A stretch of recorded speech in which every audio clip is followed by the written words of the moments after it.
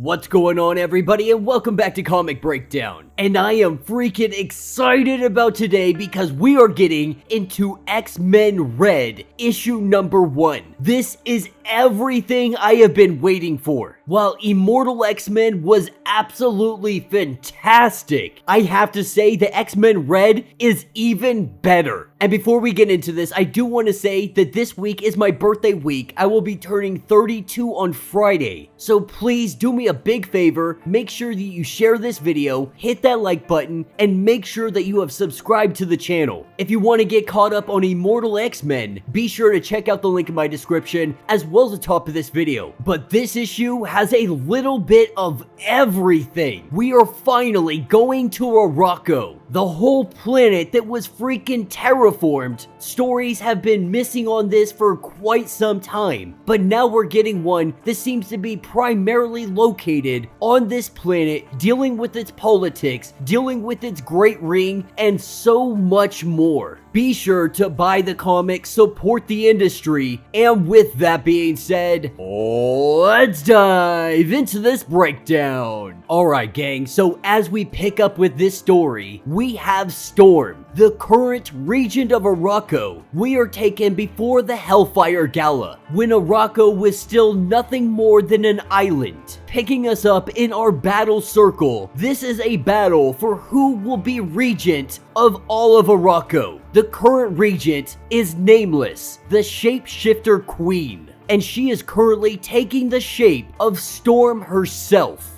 And as these two battle with it pouring down rain, the shapeshifter lets her know that she is Storm, but in her prime, the strongest, the best version of her. Of course, Storm knows this not to be true, because while you may be the prime version of me, I am the version with all of the experience. So much experience that I can freeze your fluid flesh. I can chill your blood until it no longer responds, encapsulating her in ice. Storm has no wishes of striking her down, telling Nameless that she needs to cease, that she needs to yield to her rule. But she lets Storm know that Arakko is not hers. She wasn't there for the millennia of battles when the Vial came in, that if she truly wants to be Arakko, then she needs to understand what this means. And we see the shapeshifter queen. She sends a lightning bolt down on top of herself,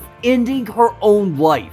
As we fast forward to 3 days ago from present time, we are sitting around the Great Circle, and they are currently discussing on what happens next for Arakko. They want to put it up to a vote on if they continue on their warpath towards Ameth.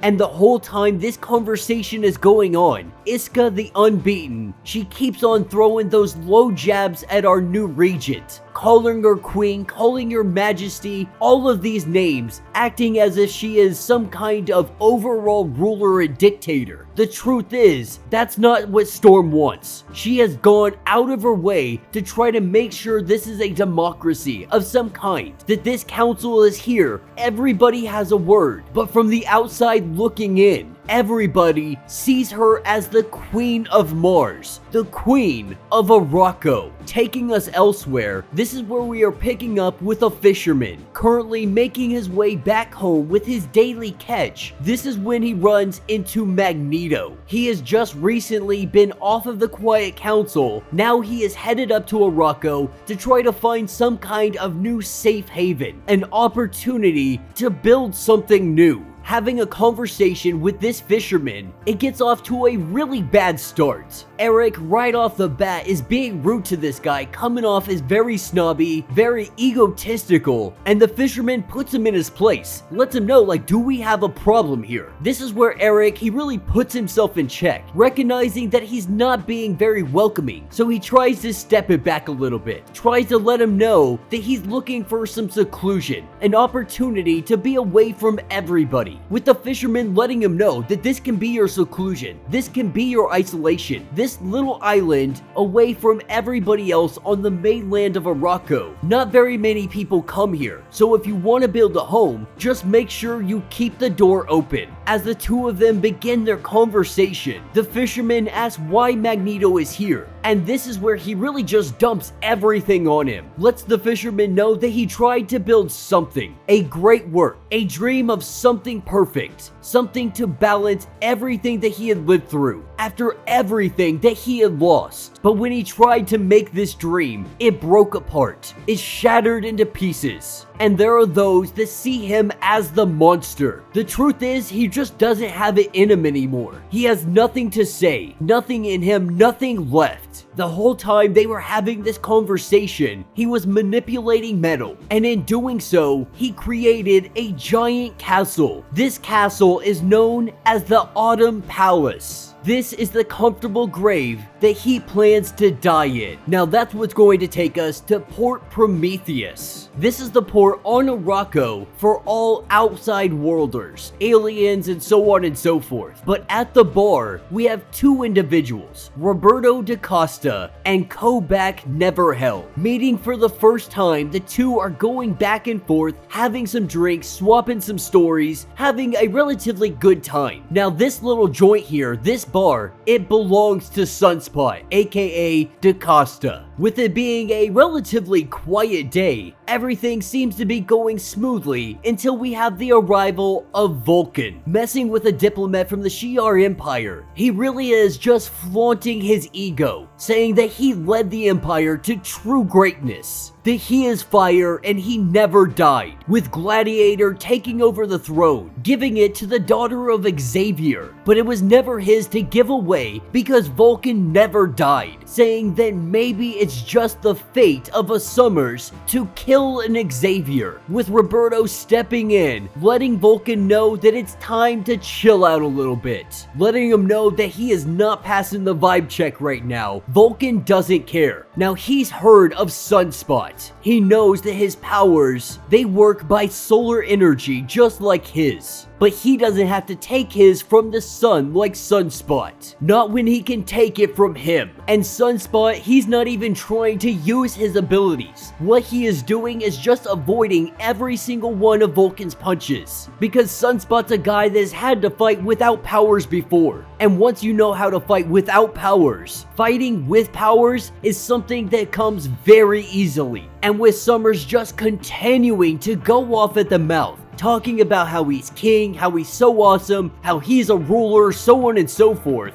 talking about how he's Krakoan royalty. This is where we see our boy Thunderbird, and he walks up to Summers and he lets him know, cool, like you're a Summers, do you know Cyclops? VULCAN telling him that yeah, that is my brother. That's when Thunderbird punches him right across the face, and then he starts laying down some hate, with John Proudstar putting him down on the ground. Everyone in the bar is very upset because they didn't let this fight go one-on-one. Here on Arakko, they see it as a huge disrespect if you interfere in someone's fight. But the truth is, John could care less. Coming in to break up this fight, that is where we have my boy Cable and Abigail Brand. After getting word of what was going on down here, they made their way here. We see Cable, he knocks out VULCAN just like that. Thinking maybe they can take him to the Summers house and help him out a little bit, Abigail Brand has another plan. She wants him taken to Sword Station 2. That maybe his problem is he's just not busy enough.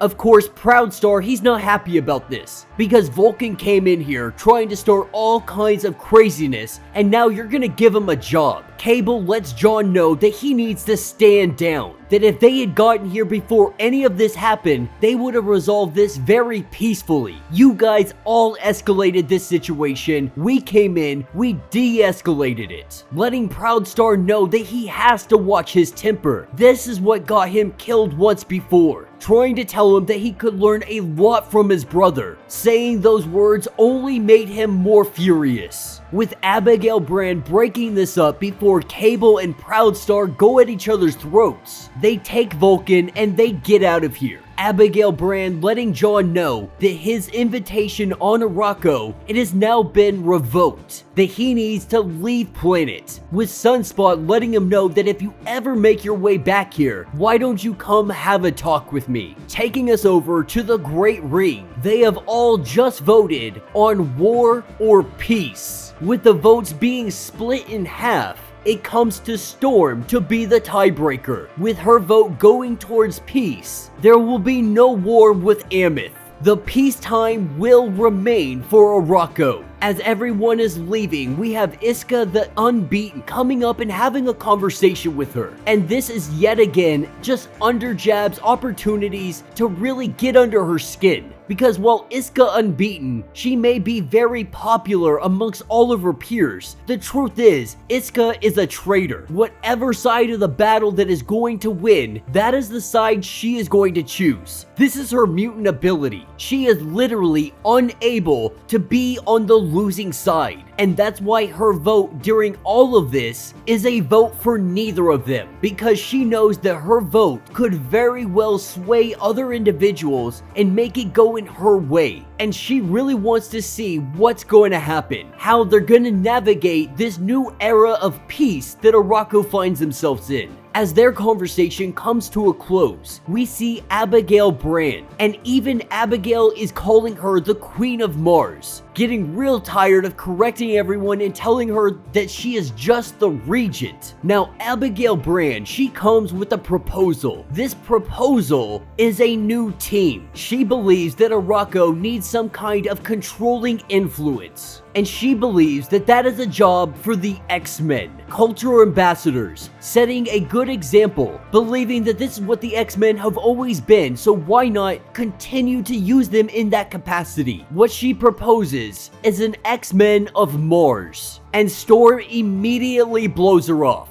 says that she doesn't think it's a good idea, go ask and talk to somebody else. As she walks to the regent's seat, she cannot help but think to herself and have flashbacks of Nameless, finally starting to recognize how people on Earth may have seen her. She is so tired of being seen as a god, as a queen, as a ruler, as a tyrant, as any of these things. We see lightning bolt coming out of the sky and she destroys her seat, saying that there are no more thrones on Arakko. Taking us back to the Autumn Palace, we are picking up with the Fisherman and Magneto, currently sitting down just enjoying each other's company, as we start to learn a little bit about who this guy is. He is known as the Fisher King, but there is something very unique about him. He has no mutant abilities. That's not to say that he wasn't born on Arakko. He lived in the prisons. He went through all of the Vial. He stood side by side with every mutant that had been in those prisons. It's just one of those things where he never got mutant abilities, going on to let him know that it's not powers that make the Araki. It's about the suffering that they endure, the trauma that they have gone through, and they continue to keep pushing on. This is when they rudely get interrupted, and that is because of Sunspot. And he has come here to make a proposition. Hearing that Eric is now setting up shop here, he has concerns about Abigail Brand, knowing that she has got to be up to something. She has started to be really more in the open about what she's got going on. She's got a plan for Arakko, a utopia to build, and Arakko has no say in any of this. And so he comes with the proposal that Mars needs the X-Men. This is when a fourth individual chimes in, saying that she was coming here to suggest something similar, but not the X-Men, because this is Mars. This is Arakko. To defend this place, they need to be of Arakko. If Brand is going out there looking for X-Men,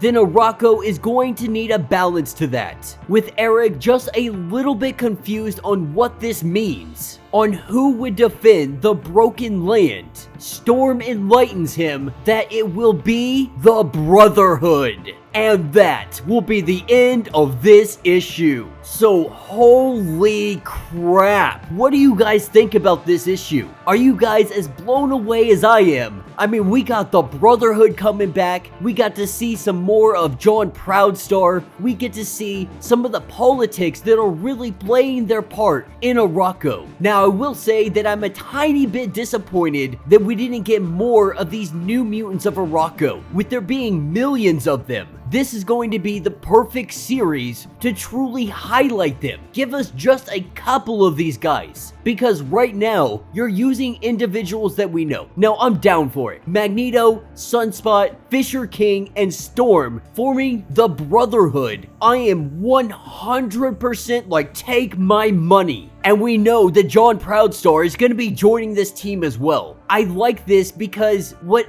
Ewing is doing is really taking us back to the old days of the X-Men, where it's the X-Men versus the Brotherhood. You know, a lot of people haven't loved the Krakoa era as much, but I think this is going to get a lot of people into this comic, into this series, and into the Krakoan era. I am very curious on Iska the Unbeaten. She has been one of the more fascinating characters to come out of the Ten of Swords line, because she is an individual that will flip on you at the turn of a coin. If she sees the tides of the battles going against her side, she's jumping to the other side. In fact, she will sabotage her own side. That is how untrustworthy of an individual she is. But she sweat and bled side by side with many of them, and so to many of her peers, she is still highly regarded. But Storm is seeing more and more every day how big of a threat and how big of a problem Iska the Unbeaten is eventually going to become for her. Now, when it comes to this issue, we really did get a little bit of everything. One of the reasons I also enjoy this is because we're finally pushing narratives forward. No matter how people did or didn't like the 10 deaths and lives of Wolverine, that's exactly what that did. It pushed everything forward. Immortal X-Men is doing the same thing, and now X-Men Red is continuing on. We are finally moving everything forward. And we got a bunch of other X-Men stuff that we're going to be covering this week. We got Marauders, we got